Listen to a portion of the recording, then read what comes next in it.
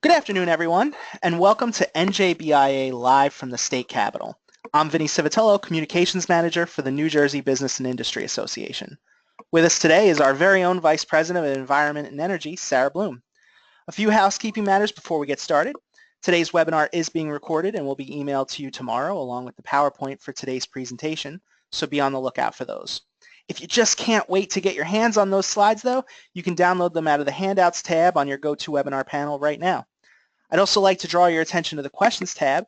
Sara would be happy to take all of your questions, so don't hesitate to write them in as they come to you. That's very important. Remember to write them in as they come to you because, she's going to be moving from topic to topic. You might forget you had a question about something earlier in the presentation by the time we get done. So anyway, let's get things started now. Sara? Thank you, Vinny, and welcome everyone. I just want to go over today's agenda. We are going to be covering environment and energy topics, and I will touch a little bit on what's going on federal issues as well, since they are playing in at the state. But I want to encourage you, if you want to stay up to date on everything, to join my policy committee and networks. We have both an environment and an energy one in which I communicate with our members and get feedback on different policy initiatives and legislative ideas. There is a lot going on today. We are going to cover a lot. I am going to try to stay higher up on a lot of things, but we'll get into the weeds on a couple of policy matters. And as Vinny said, please do feel free to ask me questions. But sometimes there is things that are going on behind the scenes that we don't necessarily talk about or delve into, and I'm happy to cover some of those topics too, depending on what the questions are, and see if there's anything that I missed that you have a question about. I can try and field that today too. And as always, feel free to reach out to me, drop me an email as well. And with that, we'll start to jump into some of the fun going on at DEP. So I had gotten asked recently by a reporter if I thought things were slowing down on the regulatory front, and I had joked that actually we were just getting ready to speed up. A couple of years ago there was a change in the Administrative Procedures Act, and it changed the time frame for when rules are reauthorized, and we are looking at the 7-year cycle coming true right now.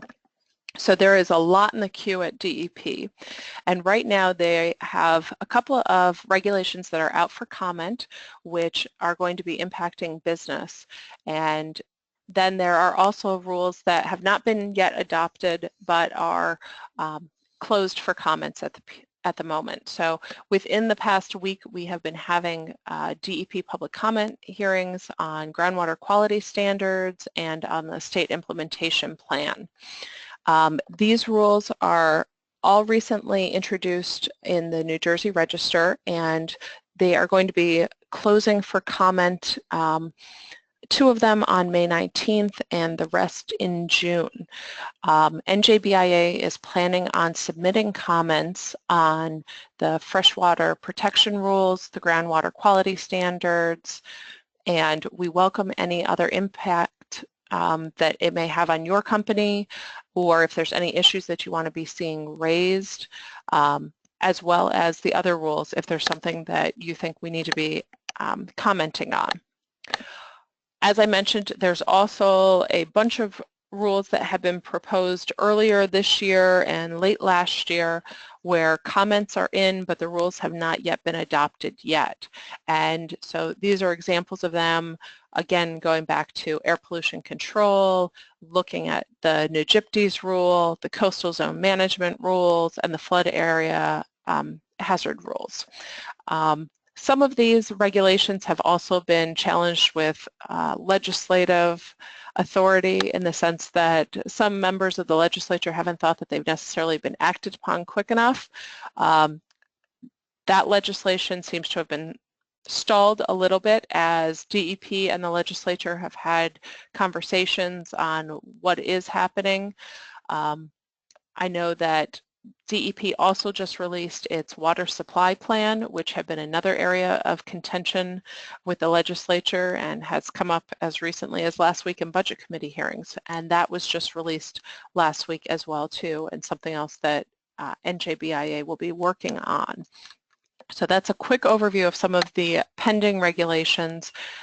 There's going to be more regulations coming out, we anticipate, with each register throughout the summer as the administration wraps up.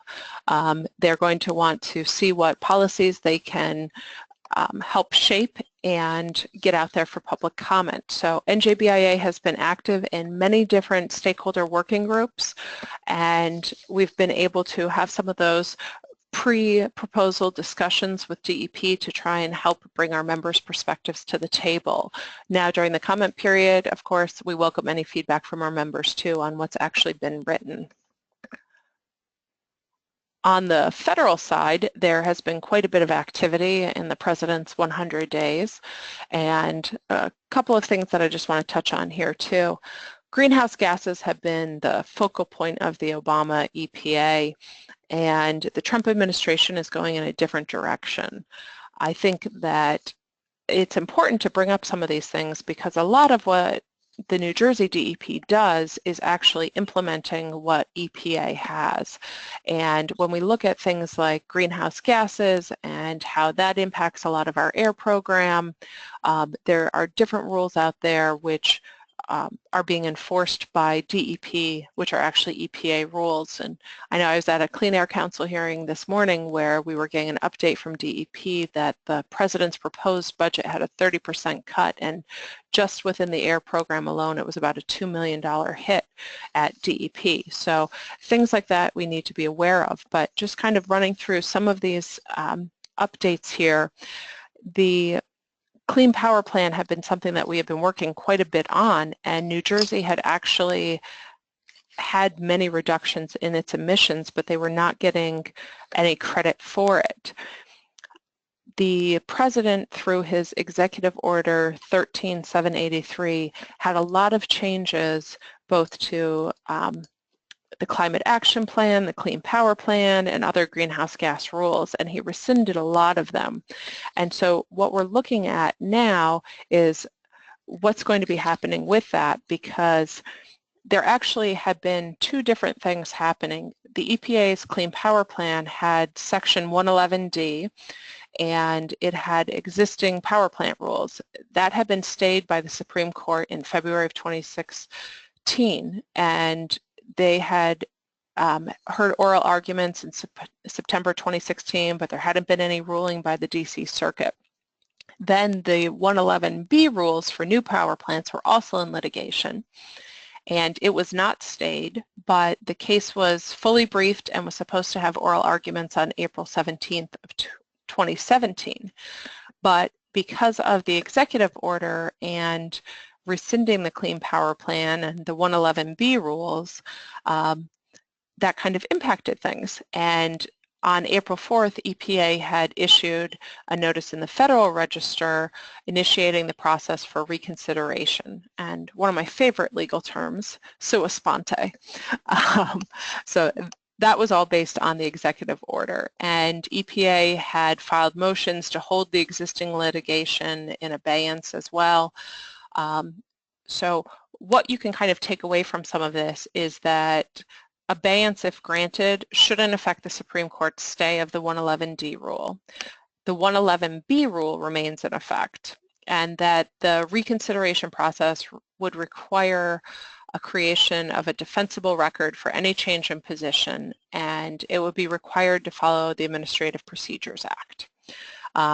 That being said, the timeline is pretty uncertain on what's going to be happening here, and I know that there's been a lot of planning on the state level as well. And in terms of the good news that has come out of that, I can say that we have a lot of good data showing that New Jersey is still a leader in having clean power plants and having good emissions from our power plants. If you look at our NOx, SOx, and CO2, we actually have the lowest amount within our region and within our power grid. So we did get good data out of all the prep on the Clean Power Plan.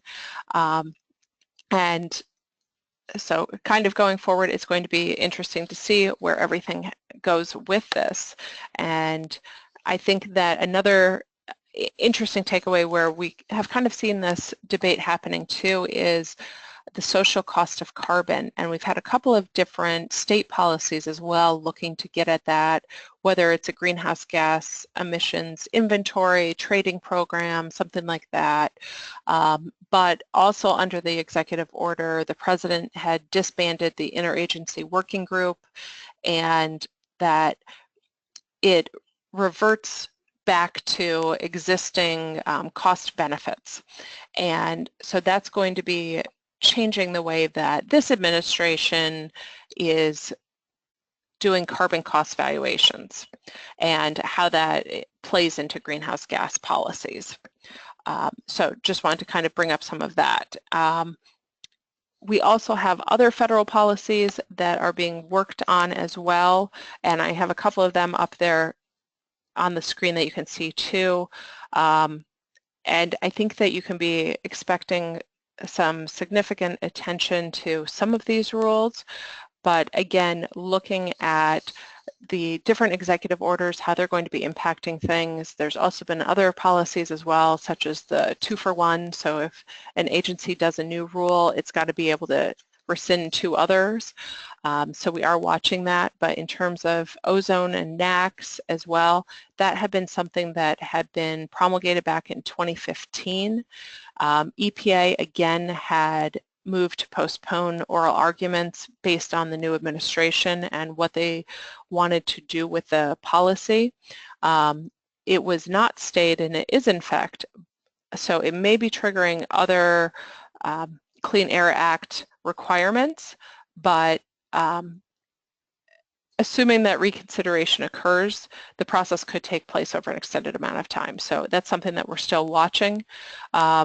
And again, too, on regional haze, that's another thing that has been impacted by the new administration, and that there is some litigation going on as well. It is not necessarily happening within the DC circuit, which is where most EPA cases happen. So watching that, and we would expect further administration action on that rule. Mercury and air toxics, again, the EPA filed a motion in the DC Circuit on April 18th to delay oral arguments, which would give us another signal that under that executive order, they're also reevaluating the rule. And so that's another area where this may be having a changing pattern as we go forward. So just kind of keeping an eye out, but that Executive Order 13783 really did change a lot of the EPA policy and how they're acting on some regulations which were started under the Obama administration. And then just lastly, I will focus on waters of the U.S. for just a second. Again, the President had an executive order regarding waters of the U.S. There has been different rules about the navigable waters, and there have been different debate in the Supreme Court over what the scope is, and the final rule had been issued in 2015, but again, being challenged in court, and the rule is currently stayed.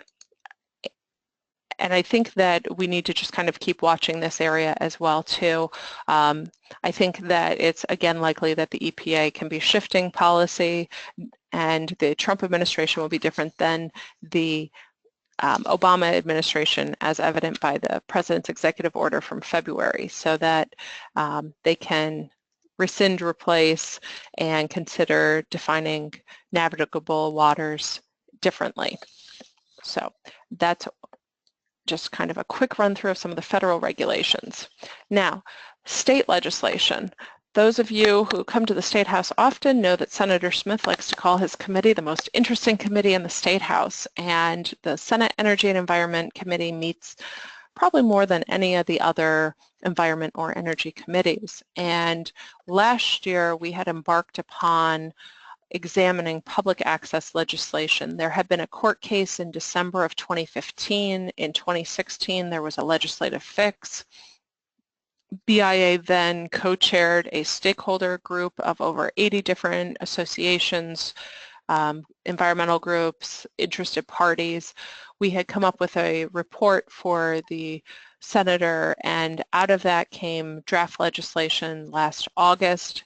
It has been continuously worked upon, and the running joke has kind of been that the consent bill was non-consent. It is still non-consent because it's missing some critical amendments related to critical infrastructure. So we continue to work on that and work on making changes to it. The bill was released from the Senate Environment Committee and is in the Senate Budget Committee. It has not moved to the point where it would be signed yet, but we are continuing to keep up pressure on having those amendments made. Another area that the Senate Environment Committee has focused on, but again there's interest on the Assembly side, has been on food waste. And this really goes in a couple of different areas. There's a multi-bill package, and it is everything from looking at how we would use food waste for energy production to food gleaning, food labeling, how do we handle what kids eat in their lunchroom, and how do businesses donate food. So there have been a couple of bills within the bill package which NJBIA has supported, and many of them include how do you give for charitable purposes. A lot of companies are able to donate to food banks, shelters, and the like, being able to extend that charitable protection, the Good Samaritan law. Looking at what do your kids take in that they don't like that you give them and that they're most likely going to swap with somebody else or throw away. The legislature's been tackling that problem too, and I think short of going in and really helping educate folks on healthy eating habits, what we've come up with is that there will be some regulations and guidelines proposed. There have been some school districts which have done pilot programs on gathering the food that your kids don't want to eat and being able to donate it later on, but there's some health rules as well. Then there's other things too, like saying supermarkets have to compost food and take it to a recycling facility afterwards. I think for many of us that's not necessarily something that is appealing to have on site, both from food safety, but again, you know, looking at those charitable donations of if something is slightly bruised and you may not want to buy it, instead of being forced to compost it, if it could go to a food shelter, that seems like a much better use for it. Recently, the committee has also looked at an ethanol study commission. This bill kind of came out of the blue, but again, looking at if there are alternatives to how we formulate our gasoline. Currently, the federal standard has 10% ethanol as part of the mix for fuel. There are some states that also look at 15%, and in New Jersey, I think we had some members of the legislature who were looking at, is there a way that we could get away from a corn-based fuel substantive? Could we possibly do sugar beets or something else like that? And so that bill had been up for consideration the other day. Along the lines of dealing with cars as well, the Volkswagen settlement, there will be about $70 million, give or take a few million, that would be allocated to New Jersey. New Jersey is also separately in litigation with Volkswagen over their changing of the emissions indicators on their vehicles and being able to bypass some of the emissions testing. The current legislation for how to spend the money from the Volkswagen settlement really focuses on our port areas, how we can improve some of the truck traffic that's going in and out of there, the machines that are operated in the port region, whether it's cranes or other vehicles for transporting the materials off of the cargo ships and getting them all around. There is also money set aside for refilling stations or charging stations for zero-emission vehicles. NJBIA had thought that it was very important to be able to look at fleet vehicles and not just personal vehicles here. We know that many different fleets are utilizing zero emissions. It's not necessarily always electric vehicles, and with the development of other sources, that's something that we need to be open to as well. As we are setting up this network. Within the settlement, there is also the opportunity for both the I-95 and 80 corridors to have charging stations implemented along them, and I think that that has been kind of one of the fears over the years of electric vehicles is the range and how far can I go. So this also makes an attempt to be able to have, you know, kind of super highways with access. So New Jersey is definitely starting to pay attention to that and what they're going to be doing with their legislation to authorize that money. And switching gears a little bit over to energy. Similar to DEP, the Board of Public Utilities is also in the process of looking at different proposals, having stakeholder buy-in, and being able to examine some of the things that they do on an annual basis, but then also what are they doing that are more on a special basis for being able to have new proposals before them. And on April 26th, one of those proposals that they had put out had been a straw proposal on provisional rates. And right now, NJBIA is just in the information gathering stage, but this proposal would set up a process and it would allow for a utility to implement provisional base rates during the pendency of a rate case. So what this means is that a utility could start collecting the proposed rate when it files its rate case, as opposed to when the case is settled and approved. Ratepayers would pay the new proposed rate before it's approved, and then they would receive a refund if the board later approves a lower rate. And if the board approves the new rate, then it would remain in effect as well. There is a stakeholder proposal that is available on the BPU website, and I'm happy to share it with anybody who's willing to look for it. If you go to the BPU's main website, on the left-hand side, you can see in the news area, they have some of those. The comment period for this straw man is a little bit shorter. The comments are due on Friday of this week, the 12th. Now, also on April 26th, they had also released a straw man proposal on infrastructure upgrades. And as many of us know, we have aging infrastructure, and despite the fact that utilities regularly plan for the maintenance for their systems, there's still a need to upgrade for reliability and resiliency, and looking at a faster timetable for that. So this proposal looks at what's the best mechanism to rebuild or replace our system so that we have a reliable, adequate, and affordable service for all of the ratepayers. And again, this has a straw proposal which would allow for additional infrastructure projects that are outside the scope of the normal rate cases. And it would be for electric, gas, and water utilities for projects up to 5 years in length that would be on the bill as a separate charge. And cost recovery would be through a surcharge mechanism that would allow for accelerated recovery. And the maximum annual increase in rates for an infrastructure program would be 2%. So again, NJBIA is in the information gathering stage, and we welcome any comments or feedback that you may have. This rule is also on the BPU website on that left-hand side, and comments are due on Friday as well. So if you have any comments, please get back to me on that sooner rather than later. And then I'm just going to go back up for a second. Also on the clean energy side, each year the Clean Energy Program puts forward their budget. What we have seen out of clean energy is that with the new program administrator, one of the other things that they're looking at is how can they also have a strategic plan for going forward, and they have had a strategic plan stakeholder process. We are anticipating that along with the clean energy budget, which is often referred to as the comprehensive resource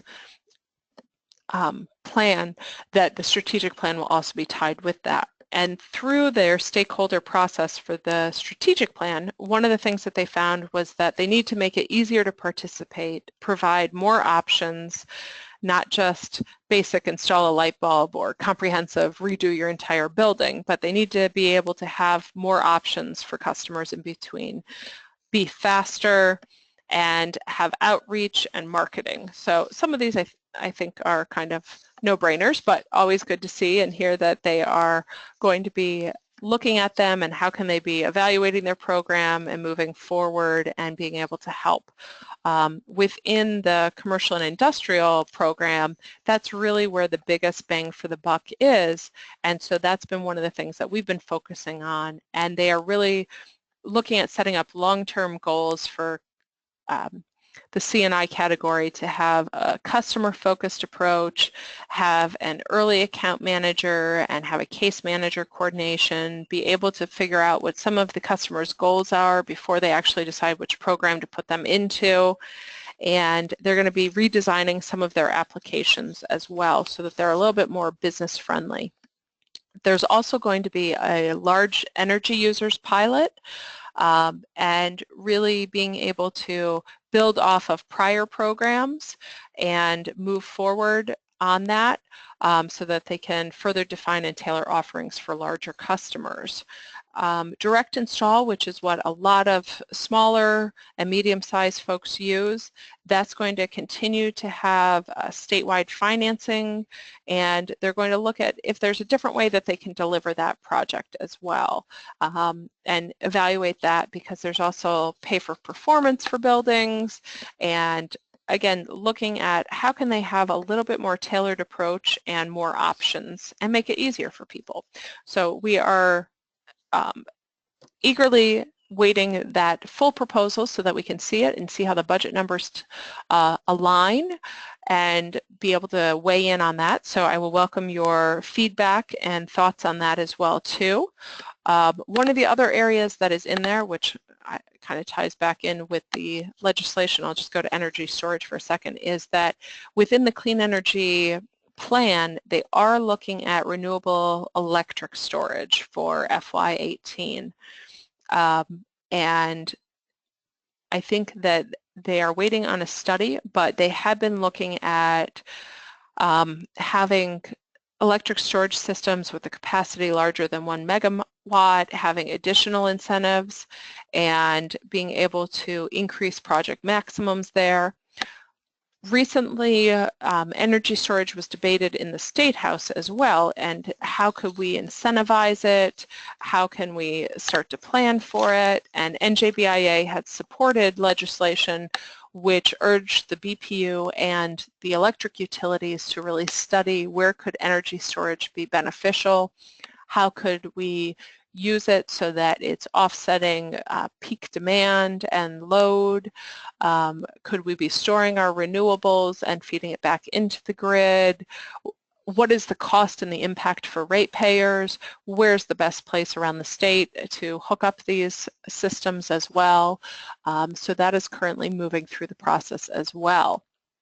There has also been a lot of talk about the societal benefits charge, and that is the main driver that funds the clean energy program. And I think since clean energy has been initiated, they have yet to spend all of their money, and there have been diversions for the last several administrations, both Democrat and Republican, of the Clean Energy Fund into the general fund. So Senator Smith has put forward a societal benefits charge constitutional amendment, which over a 5-year period would ratchet down the amount of money that could be diverted out of any funding, except for what it is intended for. That is supposed to be heard next Monday, I believe.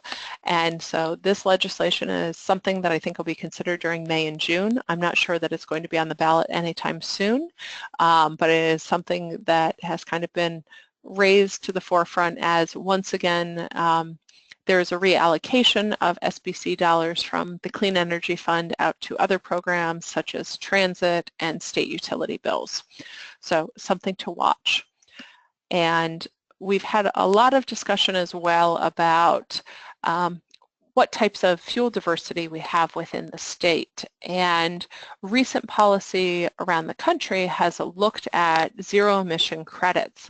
And this is a relatively new policy. It's something that New York had first explored last year. and it looks at creating a zero emission credit for sources of generation that have zero emissions. And most notably on the baseload side is nuclear power plants. And in New York, they were trying to look at how they could offset the decline in revenues of their power plants. Illinois has also gone forward with a policy on zero emission credits. Ohio and Pennsylvania are examining this, and New Jersey had legislation which would have a study of how zero emission credits could be implemented, what they should apply to, how many should we have, what would be a cost of them, and how it would impact ratepayers. That bill had been posted twice for consideration and has not yet been heard. I think the sponsor is determining what he wants to do with it. Again, that is a Senator Smith bill, but we have a couple more committee hearings in May and June before we anticipate they go on their summer break. That bill had, again, directed the BPU to study the issue and see what the feasibility is and the cost. Then Senator Smith has also been working on decoupling as well, and that was another working group that we had last year. That one was not quite as fruitful as the public access working group, but the group did come up with a report and give that to the senator. We have heard that he is working on legislation, which we may be seeing in the next couple of weeks, but if it is not decoupling per se, it may also be something dealing with energy efficiency. It's not clear yet if it could be an energy efficiency portfolio standard, if it could be energy efficiency incentives for utilities, if it's looking at how we redo our existing energy efficiency policies to strengthen them, or what's going to be happening. But definitely that's another emerging area and something which could be considered in the next 6 weeks or so. So with that, I have gone through a whole lot here, and on both the energy and environmental side, I understand it's a lot to digest, but with that, I am open for questions. Vinny, do you have anything? So thanks, Sarah. Either you have explained everything flawlessly and comprehensively, or everyone on the line is shy, because we have none. But I want to stall some time, give people a chance to type something in, and talk to you about the handouts tab. Most of the questions that I get revolve around how somebody can download the slides. If you joined us a little late, you can go right into our handouts tab, download the slides, print them out, do whatever you'd like to do with them. They'll also be emailed to you tomorrow along with the recording of today's presentation. And the questions tab right underneath it, that's where you can type something in for Sarah. I want to stress here that when this is over, you're going to get a post-webinar evaluation survey. And whenever I see people write in that they were disappointed that they came online to hear about one thing and it wasn't covered, I always ask, why didn't they just ask the question? This is your opportunity to ask Sarah whatever it is you want to hear. Worst case scenario, if she's not prepared to answer something, we can always get back to you offline. But we still don't have anything, so I'm just going to throw it to Sarah, see if you have anything else you'd like to add. Well, and again, I'd just like to remind everybody that if you want to hear from me more often, feel free to sign up for our issue networks and our policy committees. That's where we get into the weeds even more on a lot of these issues. And I know a lot of you on the phone call are policy experts in your own right, and I look forward to the feedback you can give me on some of these proposals and the pending regulations. With that, as always, feel free to reach out to me offline as well. Shoot me an email or give me a phone call. We're here to help you out and to represent you. All right, well, I'm not going to keep you guys held, if nobody has any questions, and that's perfectly fine. So we'll just bring this to a close here. Don't forget, all of you will be receiving a recording of today's webinar and the PowerPoint slides via email. Lastly, when you close out of the webinar, a survey will come up on your screen that we hope you'll fill out so we can understand how best to provide you important information in a webinar format. Our next webinar, Tips for Managing Your Workers' Comp Claims for Better Outcomes, will take place 1 week from today on Wednesday the 17th, and we'll go over essential claim management actions, touching on what an employer should expect from their insurance carrier to ensure prompt care and optimal claim outcomes on compensable claims. So until next time, For Sara Bluhm, this is Vinny Civitello thanking you for being with us this afternoon and wishing you a great day.